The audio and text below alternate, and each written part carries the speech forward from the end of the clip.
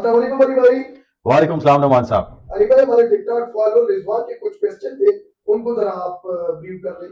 जी नुमान साहब, रिजवान के questions no doubt बहुत अच्छे सवाल रिजवान ने किए हैं।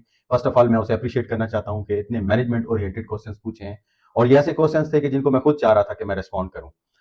रिजवान ने सीरीज ऑफ क्वेश्चंस की है और ये प्योरली मैनेजमेंट रिलेटेड क्वेश्चंस हैं। जो लोग टॉप पोजीशंस पे जाना चाहते हैं इंटरव्यूज के लिए, उनके लिए बेस्ट क्वेश्चंस हैं।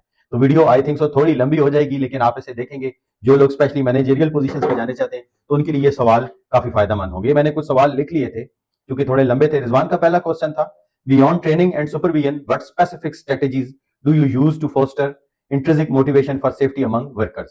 यानी कि वो पूछना चाह रहा है कि ट्रेनिंग और सुपरविजन के अलावा वो कौन सी चीज है जो जो वर्कर्स हैं उनमें एक सेफ्टी में एक इंट्रिंसिक मोटिवेशन लेके आ सकता है।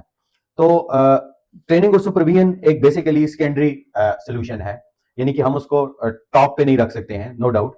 इसके अलावा बहुत सी चीजें ऐसी होती हैं जो सेफ्टी के कल्चर को बेहतर बना सकती हैं, जिसमें से अगर मैं जिक्र करना चाहूं, सबसे पहले आप अपनी ऑर्गेनाइजेशन में विजिबल फेल्ट लीडरशिप को ला सकते हैं। यानी कि आप हर बंदे को इंडिविजुअली सेफ्टी का लीडर बनाएं ताकि लोग इन्वॉल्व हो जाएं और एक इंटरडिपेंडेंट कल्चर की तरफ चले जाएं। जितना आप लोगों को एंगेज करेंगे इसमें, उतना ज्यादा लोग सेफ्टी को फॉलो करना शुरू करेंगे और मोटिवेशन होगी। इसी तरह आप खुद इटसेल्फ एक एग्जांपल बन सकते हैं किसी ऑर्गेनाइजेशन में। आप अपने आप को एग्जांपल बनाएं, आप सेफ एक्ट्स को फॉलो करें, सेफ एक्ट्स करके लोगों को दिखाएं ताकि लोग आपको फॉलो करें। और इसके अलावा आप अवार्ड रिकॉग्निशन कर सकते हैं। जो लोग अच्छे काम करें उनको अप्रिशिएट करें थ्रू अवार्ड्स, उनको रिकॉग्नाइज करें, उनको कंपनी में यानी कि आप एक वैल्यूज दें ताकि लोग मोटिवेट हो जाएं।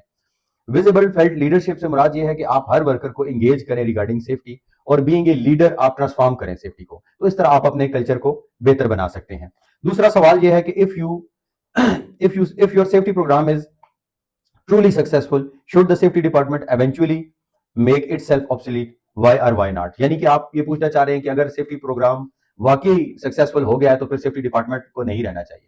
अगर हम ISO 45001 को देखें तो उसमें बार बार वो health and safety management system की जब बात करता है, तो health and safety management system की जब बात करता है तो बात करते हुए वो रिटेनेबिलिटी की बात करता है। यानी कि वो कहता है कि हमें कोई भी चीज जब health and safety management system develop करना है तो उसको मेंटेन करना है और उसको रिटेन करना है। यानी कि सिर्फ हमें मेंटेन नहीं करना, जहां तक एक सेफ्टी प्रोग्राम को हमें सक्सेसफुल बनाना होता है उसको सक्सेसफुली रिटेन भी करना होता है। और रिटेनेबिलिटी के लिए जो मोस्ट इंपॉर्टेंट थिंग है वो है कंटिन्यूस इंप्रूवमेंट।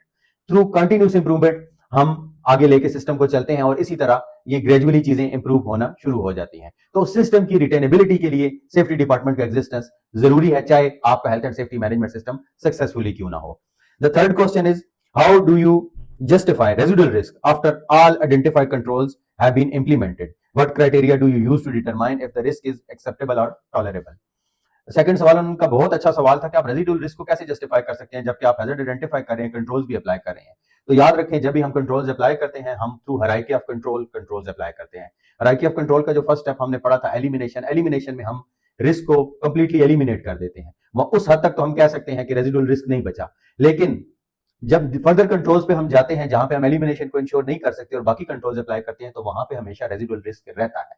अब वो रेजिडुअल रिस्क जो है वो एक्सेप्टेबल है या टॉलरेबल है, थ्रू रिस्क मैट्रिक्स हम देखते हैं और हम जो भी कंट्रोल्स अप्लाई करते हैं और देन दोबारा उनको क्वालिटेटिवली चेक करते हैं कि क्वांटिटेटिवली चेक करते हैं कि आइदर ये रिस्क एक्सेप्टेबल है या टॉलरेबल है, और वो थ्रू रिस्क मैट्रिक्स करते हैं। यानी कि हम उसकी लाइक्लीहुड और सेवेरिटी को मल्टीप्लाई करके रिस्क मैट्रिक्स में देखते हैं कि ये रिस्क एक्सेप्टेबल है या नहीं। जहां तक रेजिडुअल रिस्क का ताल्लुक है तो हम रिस्क को कंप्लीटली एलिमिनेट नहीं कर सकते, हमें फर्दर कंट्रोल्स अप्लाई करने होते हैं और टॉलरेबल लेवल पे रिस्क को लाना होता है। उसकी वजह यह है कि हायरार्की ऑफ कंट्रोल में सारे जो रिस्क हैं वो एलिमिनेट नहीं हो सकते, हमें इंजीनियरिंग कंट्रोल्स भी लगाने होंगे।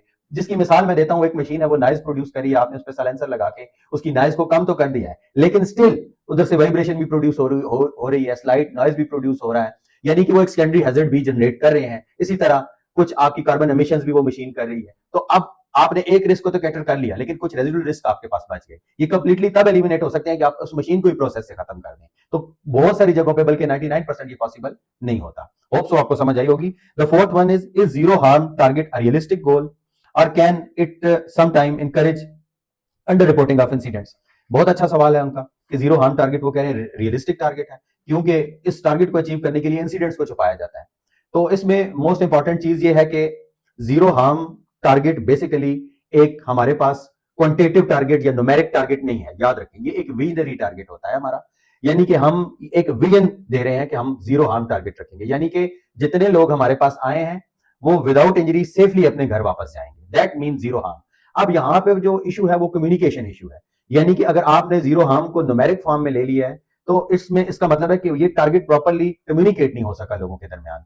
तो जीरो हार्म टारगेट जो है वो बेसिकली विजनरी टारगेट है और ये बहुत अच्छा जस्टिफाइबल टारगेट है। ऐसा नहीं है कि ऐसा टारगेट नहीं होना चाहिए, ये जस्टिफाइबल टारगेट है। जितना अच्छा आप टारगेट को रखेंगे, जितना अच्छा आप चीजों को लेके चलेंगे, अपनी कम्युनिकेशन को इंप्रूव करेंगे और जीरो हार्म टारगेट को अचीव करने के लिए आप जो स्ट्रेटेजीज डेवलप करेंगे, आई एम श्योर कि आपका सिस्टम एक पॉजिटिव साइड पे जाएगा। ये एक मिसकंसेप्शन है कि जीरो हार्म मींस के कोई इंजरी भी नहीं हुई। Accidents are a part of workplace, they are not positive, they are negative.